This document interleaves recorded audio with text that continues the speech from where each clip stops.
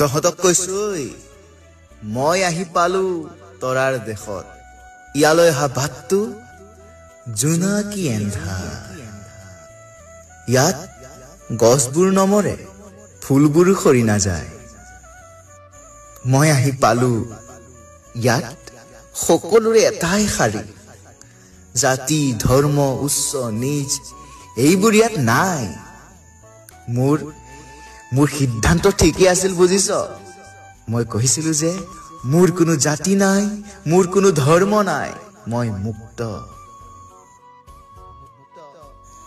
ভালকৈ থাকিবি তহঁতি